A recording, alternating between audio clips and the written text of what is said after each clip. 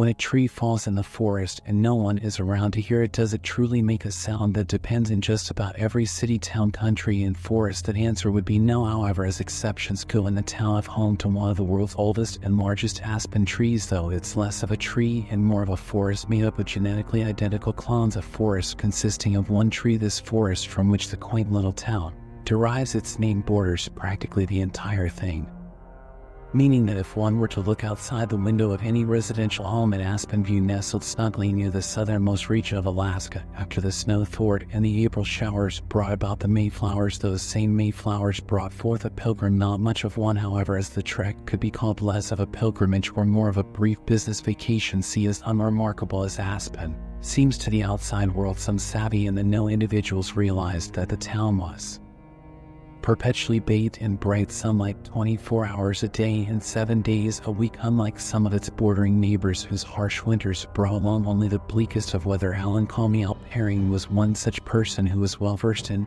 music, thanks to his vast resources and deeper contacts. Aspen View was more than simply a hamlet, it was an opportunity. Simply think of the economic consequences of urbanizing a place like that, not to mention the employment prospects like night shifts and daytime soaks. It was obvious that Al needed to demolish the dilapidated town, start over, and recover it because of the town's rapid agricultural growth and the fact that it was stuck in the past, with shadows that would not go away. Music, greetings from music, the white sign at Aspen View. Although it wasn't like anyone needed to be welcomed anyhow, it was common for these small communities to disregard the welcome signs, which were already out of date. However, that would soon change. Al believed the car had driven through a dense forest of aspen trees, which were only silhouettes against the harsh sunlight that shone through them, until it came to a clearing of tall grass.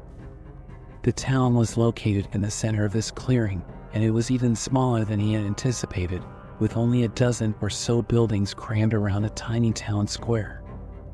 It was a breathtakingly beautiful scene, reminiscent of something from an IES or Courier print. Al's hoot jerked him out of his reverie as he realized why he was there, and he glanced at his watch while holding the steering wheel. He realized that he already loved Aspen and that he only needed to have it when he entered the town's only motel with a few necessities for the quick trip. It was almost 11, but the twilight above was brighter than an afternoon sun. He took a deep, refreshing breath and smiled, allowing the sunlight to dance on his face through the open window. Al walked up to the front desk of a small office where an elderly woman was waiting for him. When the bell rang, he watched as she nodded and smiled politely as she said, "Good evening," while standing motionless in her tall chair. "Welcome to the Sunset Motel." Al laughed as he put his bag down. He said, "Yes, this is the closest thing to it if you need to rest your head." She nodded, and he looked around the colorfully earthy place. It must have been the dimmest sight in the entire city, and even though it was still bright as day, the lights shining on the woman's pale and wrinkled skin highlighted the dark bags under her eyes, which were far more numerous than the one Al had brought with him. She probably asked as a formality, "But I assume you don't have a reservation." Gazing up at Al, who shook his head and didn't realize I needed one, he smirked and looked about the building, which is actually absolutely empty. "Please take your pick," she said. In reference to the keys that silently swung along the wall covered in layers of ornamental greenery, she raised her hand. As he asked for air freshener, Al pushed the key marked number 1 into the corresponding lock and pushed it open, causing a scent of mildew to escape into the hallway. "Oh, we don't have those here, sir," he said, turning back to face the woman still seated behind her desk. As the sunbeams poured into the motel room, it was almost impossible to sleep, but somehow Al managed to get a solid half hour on the rickety bed. The blinds did their best to block the rays, partly because of the greenery that caught the sunlight along the frosty glass, but it was the awful implications that kept Al awake, not to mention everything on his mind. The next morning's smell was a strange combination of sunshine and rain clouds, neither dark enough to nap nor bright enough to wake the plucky. Taps across the foggy glass window turned into heavy thuds of rain droplets that rattled the motel and maybe the entire town of music. Aspen View porch, all the while the rain bombarding him from above, his clothes clinging to his frail and aging form, yet he seemed not to notice nor mind, as if he were completely dry and dandy. When the rain let up, Al decided to take a short meander over to the man, carefully maneuvering mud puddles with his pristine shoes as he strolled about the town, feeling eyes watching him from unknown places, yet none were present aside from the old man's mourning Eastbat gesturing a toe as he continued to rock from behind the porch fence. As Al approached, his smile diminished. The man, despite being drenched in the thick rainwater, was burnt, parts of his already tanned skin peeling and seared from the sun like a badly cooked marshmallow, faded pus protruding from the cracks in his wrinkled face. The chair that clacked against the aged wood was also baked, licked clean of its once musky brown color in exchange for a sun-bleached bronze. The oddest thing about him, though, was that Don didn't seem to notice his current state. He pretended that everything was fine, saying, "Good morning, Al," he said, uncomfortably. "Look at the sopping wet man up and down. You need a towel." The old-timer looked down and saw that he was soaked, but it didn't hurt anyone. He grinned. Al returned the smile, but it was more a result of nervousness than true joy at this moment. "What brings you by?" the man inquired, his dimly smiling face splitting into his paw. "While I'm here, I was hoping someone could give me additional details about music." "Music?" asked. "I mean, this place is so beautiful, but it feels like a ghost town." The old man nodded and clicked, causing a stream of water to drip from his red nose. He then looked up, and Al did the same, failing to squint at the orange-yellow ball that the sun was shining on all day and all night. "City slickers don't do well out here, so I'm hoping to bring the city to you," he said, unfolding and extending a piece of paper labeled "Pairing Corners," which was scribbled with a rush of plans he had drawn late in the bright night using his trusty carpenter's pencil. The old man's unblinking eyes narrowed as they washed over the plans, then darted to that trusty pencil. "You a buyer? Excuse me," Al said, not expecting that question out of all that could have been asked. "Said in the vicinity, did you taste the cedar wood that was used to manufacture the pencil, or did you forget that a dead tree is needed to make a pencil?" The elderly man said, folding up the plans. "The carpenter's pencil was lined with tiny tooth marks, so I suppose you did." As his quivering finger continued to point at the page, his unblinking eyes stared soberly into his eyes. "How about this paper?" he said, lifting it back up to Al, who accepted it nervously. "You think paper just grows on trees?" "It does," he said, laughing. "They kill the whole damn thing because it's a couple of similar cedar and ponderosa bitted just for you to scribble that nonsense." "O's," he laughed grimly and said, "You think you're just going to walk into our town and act like you own the damn place just because you got some paper? If you try to crush this town, it will come back. Despite being buried once, this hamlet always finds its way back to the light." "I didn't intend to upset you, sir," Al began in a low voice as he stood there uncertain of what to say. "I just see so many opportunities with this place. Take that sunlight, for instance," he said, crinkling the paper and shoving it back inside his coat. "Can you imagine the productivity of your father?" Al asked, gesturing above him. "I bet your father was just like you," the old-timer interrupted. "Or your father's father. Am I mistaken?" "My father," Al shook his head against the sun and acknowledged that he wanted me to work in the family business. "He also paid for my education, so it began with your father and his father before him."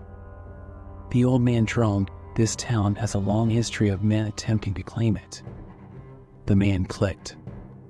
"Our ancestors were the Eta tribe, and nothing has changed since their blood saturated these grounds for a town that has never experienced night.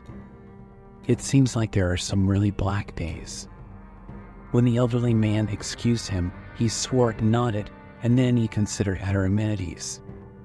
The man's rickety rocking chair cradled his frail body back and forth as the pathways lined with crunchy leaves snapped beneath his dressy shoes, and the sound echoed throughout the small town, aside from those creaks and clacks. Al made the decision to snoop around the town more thoroughly. The deserted town had a sense of tranquility due to the odd bird coo and the crunching of the leaves, but if tranquility meant peace, then there was no such tranquility in music. If Aspenview was to be constructed, it would begin anew from the ground up, starting with the crimson of the mellow covering its run-down homes. Who would want to live here? Al chomped on his pencil as he drew beneath a tall aspen that overlooked the entire town as the rain clouds turned to the sun.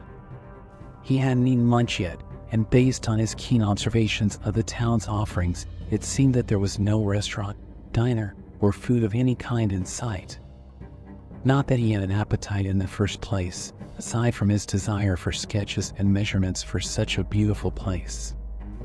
There was a lot of work to be done, and in 5 years, the remnants would be there for everyone to see, with the possible exception of the old man and whoever else succeeded in surviving there. As he turned the corner to return to the motel, the woman seated statically on the bench in the lush park said to stop him. The sun would have been setting at this hour, but it wasn't going anywhere. The woman, one of the survivors who had survived in such a remote location, was as weak and deeply tanned as the old man, wearing aerated, pale clothing that was lined with tiny strands of clutched on ivy parton, and he asked, hearing exactly what she had said on the quiet street, hoping she had completely dropped the conversation. She repeated her question because it seemed that in many of these charming little towns, one person's business was everyone else's. He wasn't afraid to show her his plans, just like he did with that old man, and the woman showed strong resistance, much like that man.